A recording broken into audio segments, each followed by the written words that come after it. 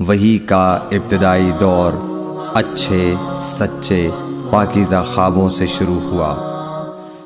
آپ خواب میں جو کچھ دیکھتے وہ صبح کی روشنی کی طرح صحیح اور سچا ثابت ہوتا۔ پھر من جانب قدرت آپ تنہائی پسند ہو گئے اور آپ نے غار حرا میں خلوت نشینی اختیار فرمائی اور کئی دن اور رات وہاں مسلسل عبادت اور یاد الہی و ذکر میں مشغول رہنے لگے۔ جب تک گھر آنے کو دل نہ چاہتا توشہ ہمراہ لیے ہوئے وہاں رہتے۔ توشہ ختم ہونے پر ہی اہلیہ محترمہ حضرت خدیجہ رضی اللہ تعالی عنہا کے پاس تشریف لاتے اور کچھ توشہ ہمراہ لے کر پھر وہاں جا کر خلوت گزین ہو جاتے۔ یہی طریقہ جاری رہا یہاں تک کہ آپ پر حق منکشف ہو گیا اور آپ غار حرا ہی میں قیام پذیر تھے کہ اچانک حضرت جبرائیل علیہ السلام آپ کے پاس حاضر ہوئے اور کہنے لگے کہ اے محمد پڑھو۔ آپ فرماتے ہیں کہ میں نے کہا کہ میں پڑھنا نہیں جانتا۔ آپ صلی اللہ علیہ وسلم فرماتے ہیں کہ فرشتے نے مجھے پکڑ کر اتنے زور سے بھینچا کہ میری طاقت جواب دے گئی۔ پھر مجھے چھوڑ کر کہا پڑھو۔ میں نے پھر وہی جواب دیا کہ میں پڑھا ہوا نہیں ہوں۔ اس فرشتے نے مجھ کو نہایت ہی زور سے بھینچا کہ مجھ کو سخت تکلیف محسوس ہوئی۔ پھر اس نے کہا کہ پڑھ۔ میں نے کہا میں پڑھا ہوا نہیں ہوں۔ فرشتے نے تیسری بار مجھ کو پکڑا اور تیسری مرتبہ پھر مجھ کو بھینچا۔ پھر مجھے چھوڑ دیا اور کہنے لگا کہ پڑھو اپنے رب کے نام کی مدد سے جس نے پیدا کیا اور انسان کو خون کی پھٹکی سے بنایا۔ پڑھو اور آپ کا رب بہت ہی مہربانیاں کرنے والا ہے۔ بس یہی آیتیں آپ حضرت جبرائیل علیہ السلام سے سن کر اس حال میں غار حرا سے واپس ہوئے کہ آپ کا دل اس انوکھے واقعے سے کانپ رہا تھا۔ آپ حضرت خدیجہ کے ہاں تشریف لائے اور فرمایا کہ مجھے کمبل اوڑھا دو، مجھے کمبل اوڑھا دو۔ لوگوں نے آپ کو کمبل اوڑھا دیا۔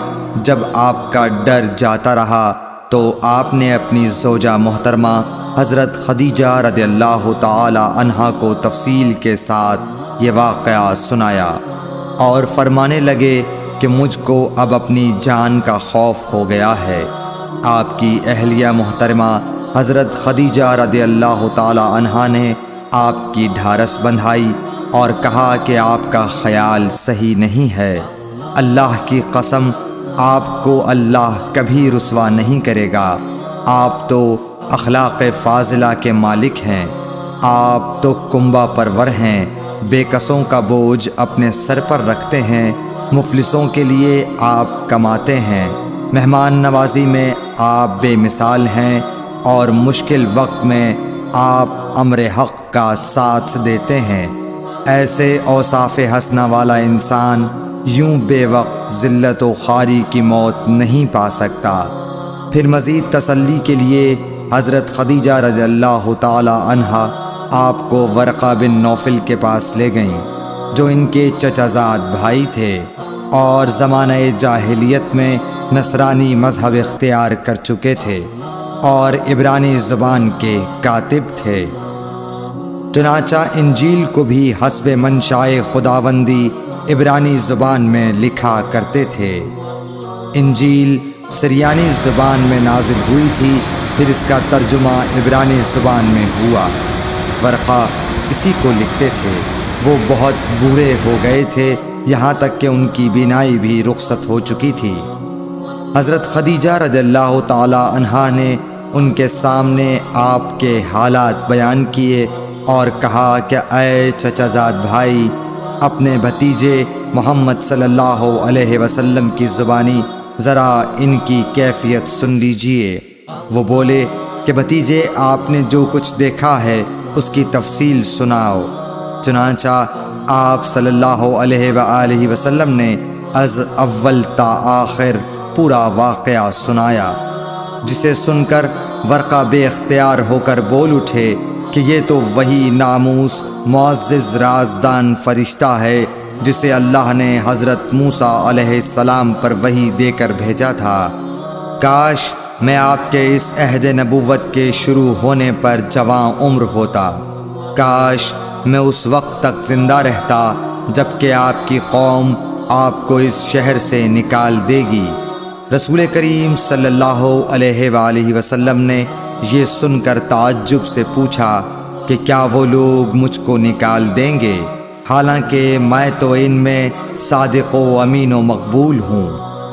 ورقہ بولا، ہاں یہ سب کچھ سچ ہے، مگر جو شخص بھی آپ کی طرح امر حق لے کر آیا لوگ اس کے دشمن ہی ہو گئے ہیں۔